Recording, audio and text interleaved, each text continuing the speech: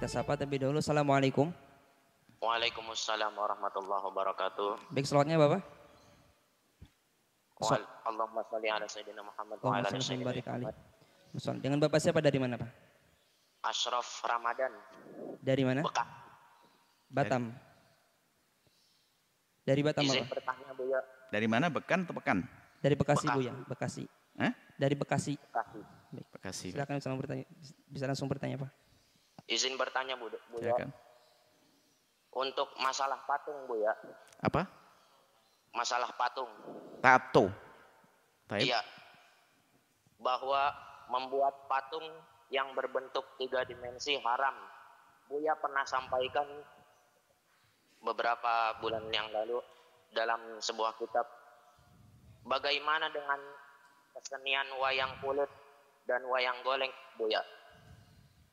Masih masuk ke dalam patung atau tidak, Buya? Patung bukan tato ya? Patung. Baik. Tapi tato. Baik. Sedangkan wayang itu warisan leluhur para wali untuk menyebarkan ajaran agama Islam, Buya. Baik. Sampai sekarang kesenian wayang itu masih abadi, Buya. Diakui oleh dunia, Buya. Bagaimana itu hukumnya, Buya? Baik, Masya Allah. Untuk patung wayang golek. Baik. Yang disepakati oleh para ulama adalah gambar. La'anallahul musawwirin, Allah mengutuk orang yang membuat gambar adalah gambar mujassadah, gambar yang berbentuk.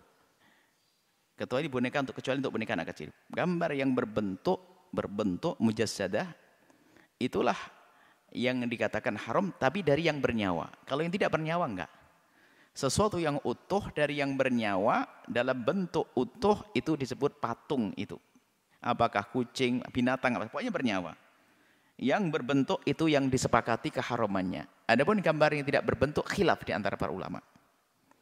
Nah, kemudian wayang itu adalah budaya seni. Sebelum adanya Islam sudah ada wayang. Lalu para ulama dari Wali Songo ini ingin bagaimana membawa wayang ini sebagai sarana untuk berdakwah. Tujuannya adalah berdakwah. Seandainya tanpa wayang bisa, ya nggak ada masalah.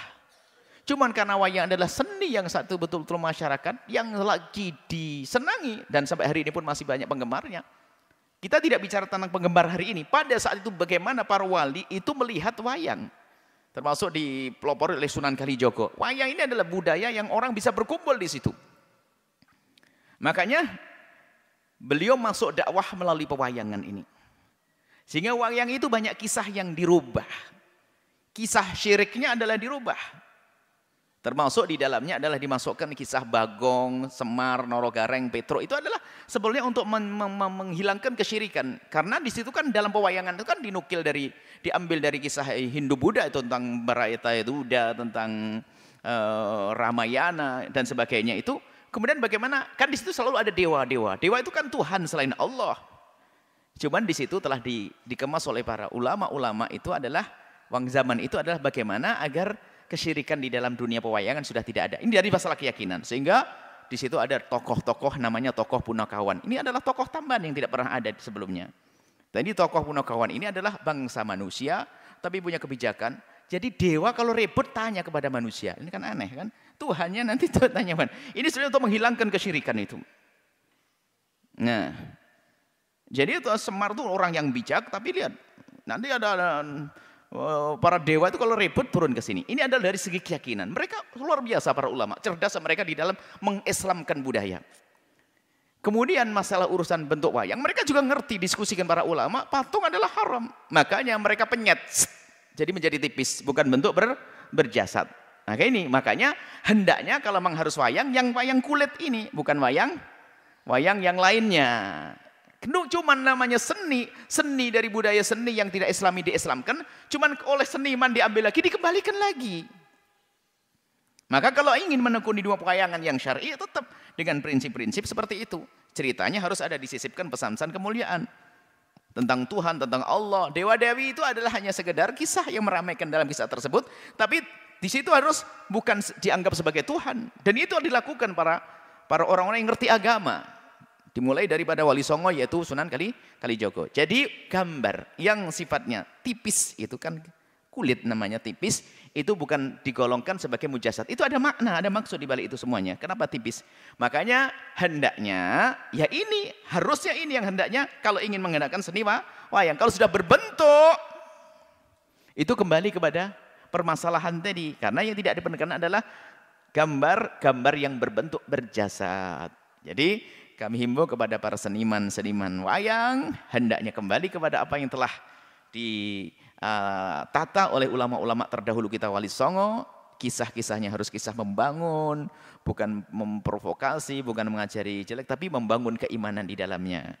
Kemudian masalah wayangnya pun hendaknya tetap diperhatikan, jangan sampai keluar daripada jalur syar'i yang sudah dibahas oleh ulama dulu. Biarpun kita tidak pernah ngerti sebabnya, kenapa harus pakai kulit dan sebagainya. Karena itu adalah untuk tidak menjadikan bentuk jasad, mujassadah. Kemudian juga di dalam gambarnya itu sendiri sudah dirusak. Padahal namanya Arjuna katanya orang paling ganteng. Coba lihat ganteng dari mana kalau gambarnya kayak begitu. Jendol belakangnya begitu katanya paling ganteng Arjuna. Itu gambarnya sudah dirusak semuanya. Akhirnya tidak lihat hidungnya mau, Petro hidungnya panjang ke depannya.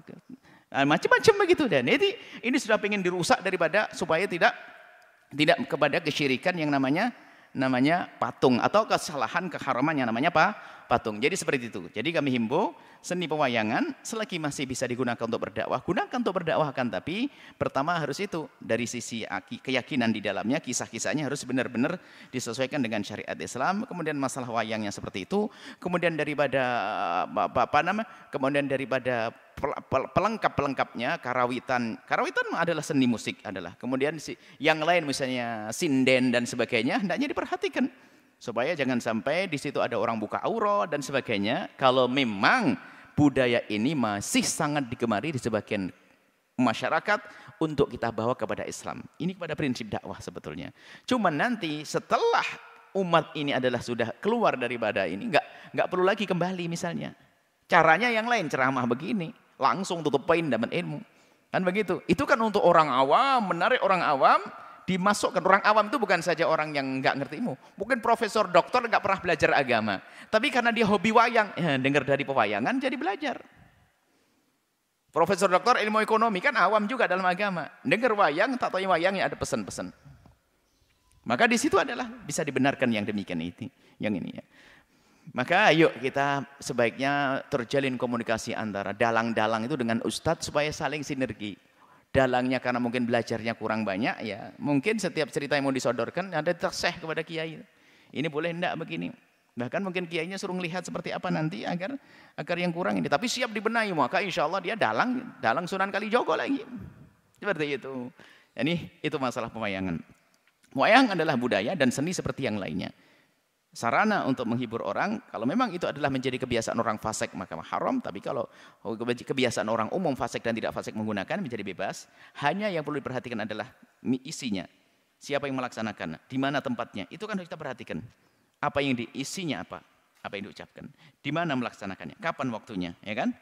Ini adalah yang harus diperhatikan. Keharaman itu karena apa? Mungkin waktunya bertentangan. Waktunya adalah waktu yang menjadikan orang tidak menjalankan kewajiban. Atau tempatnya adalah tempat yang tempat maksiat. Nggak boleh. Orang-orangnya pada tidak menutup aurat. Nggak boleh. Seperti itu. Termasuk keramaian orang berdempet-dempet dan tidak diatur adalah menjadi haram itu semuanya. Haramnya karena kerjaannya tersebut dicampur dengan sesuatu yang haram itu saja. Wallahu a'lam bishawab.